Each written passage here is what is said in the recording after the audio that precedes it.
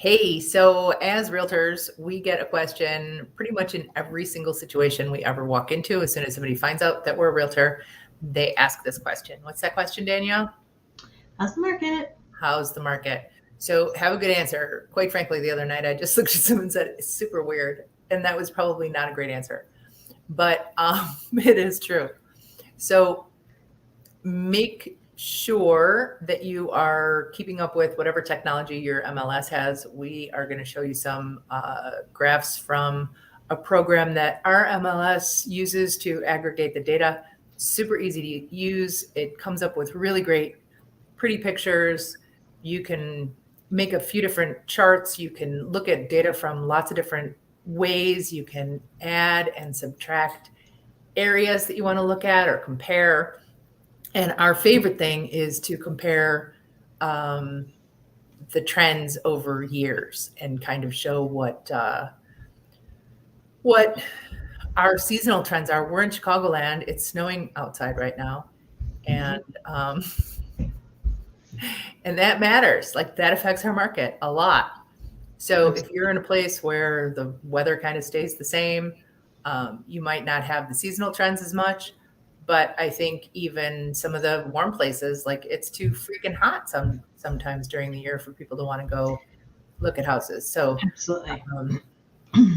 so everybody's got their trends that are expected, and then we have to kind of layer on whatever else is going on in the world and see how that is impacting our market. So what are we looking at here, Danielle? So today we shared four different graphs. We don't necessarily always do four, but I think we kind of wanted to not all show that it was all rosy because there are changes happening. We probably won't really know until March or April what those in my opinion. Yeah, I agree. Yeah, absolutely. So, these charts themselves are showing. So market time, we were saying that, yes, absolutely. When things were tight and crazy, the last couple of selling seasons, springs, 2021, 2022, into the summer, that it was a week, if that on market. And how we've doubled it, but it's not necessarily a bad thing, especially for buyers, because one, it's a month, then a month and a half, 2 months to list and then close on a house. Sellers, that's okay. That's in their expectations. But the buyers, at the 19, 20 days on market, are able to breathe a little bit, are able to possibly see the house again. They're able to really have a little bit of buying power in a sense, not have the changing of their minds 3 days under contract. And now in our area in Illinois, you do have the ability to, it's 5 days to change your mind and get your earnest money in. And it's still, which by the way, we just found out that 25% of our contracts fall apart during that period. At least recently. I don't know how far back that goes, but. Right. And I would probably say that that's closer to a problem with what was happening now with these, last couple of years. It was a lot recently. Yeah.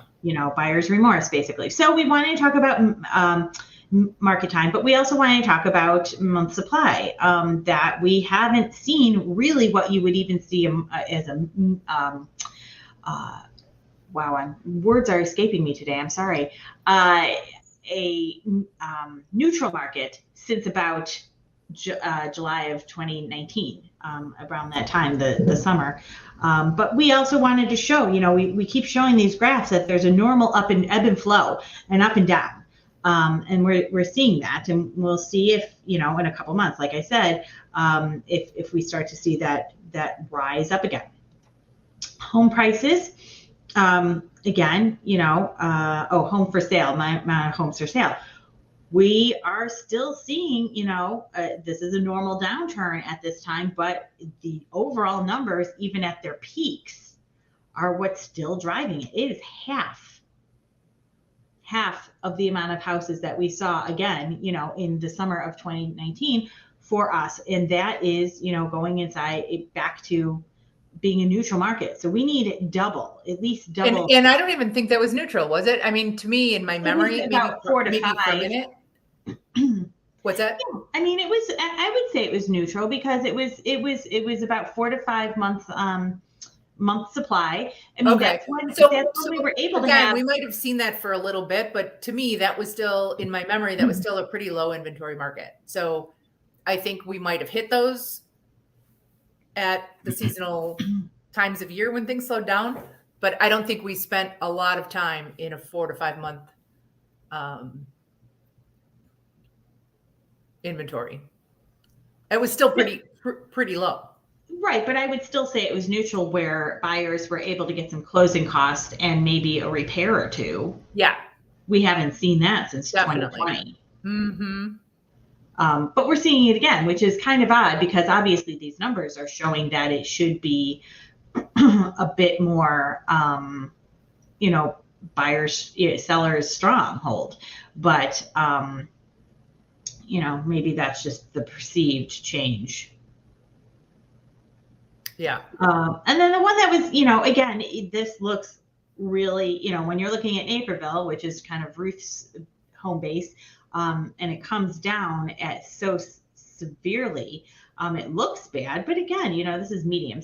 Sales price is kind of one of those things where you really do want to see the long term, because anything can kind of skew it for a little bit. It could be, several $1 million houses, as opposed to maybe over here it was more of the $400,000 to $500,000 range, Right. that was making it peak so much. But overall, the healthy thing that we're seeing about our market, the highs and the lows, is that it's a nice, steady climb, in my opinion. Yeah. We're not seeing, we'll see. Again, we're keeping on. This is why we do a monthly market analysis. So it's not just, yes, great, go, for our clients, and we're always sunny. We're giving them numbers. We're trying to talk them through it. And in March or April, when we say, hey guys, look at this trend, it's going down, it's not us poo-pooing it. It's not us being Pollyanna. It is us being honest with our clients. This is what to expect. This is what to expect, instead of blindsiding them and going, oh, by the way, as a seller, you can't really get as much as you thought you could from last year. Or buyers going, thinking that they could get $10,000 in closing costs or, repairs, or maybe it is an opportunity. Hey, you know what? if you need some closing costs or a repair, you might be able to. It's just helping, right, manage the expectations. And I think the story of the yellow line is more about a crazy peak than a precipitous fall. And let's be honest, again, we're talking about our what we know about our markets. Naperville markets have a little bit more cash flow. People right, who live there have a bit. So, in my areas, you're not necessarily seeing a bunch of people willing to go more than maybe. Exactly. So even in multiple offers, people might have been offering $10,000 more, and then, others were folding and saying, I'm out. Correct. Where in a market where people have more resources, they're like, okay, now we go to the 401k. I'll see your 25 over and I'll go 35 over. Correct. And that's exactly what was happening. Absolutely. And then you're peaking, and then the next listing goes, oh, well, that's so, and it's that. Also appraisals. We had a lot of appraisal gap guarantees. So I'm going to offer $35,000 over list price, and I'm going to guarantee, $15,000 of that for an appraisal gap, because they've got an extra $15,000 in cash that they can tap into and cover a gap in appraisal if they need to. That isn't true in all markets. Nope, not at all. So those, we did our monthly thing, and, nothing's really changed too much, but we, again, just want to let them know that we have our pulse on what's going on, that we will know when a change is happening, and that they'll have the most up-to-date information from us. And we think it's really important for all of us realtors to share this data so people actually see what's going on. It's happening quite often that I'm talking to people who are potential future sellers that have a very unrealistic idea of what's actually happening with the market. So if we can all get together on kind of presenting the truth and doing it in a way that that is honest and has some data behind it.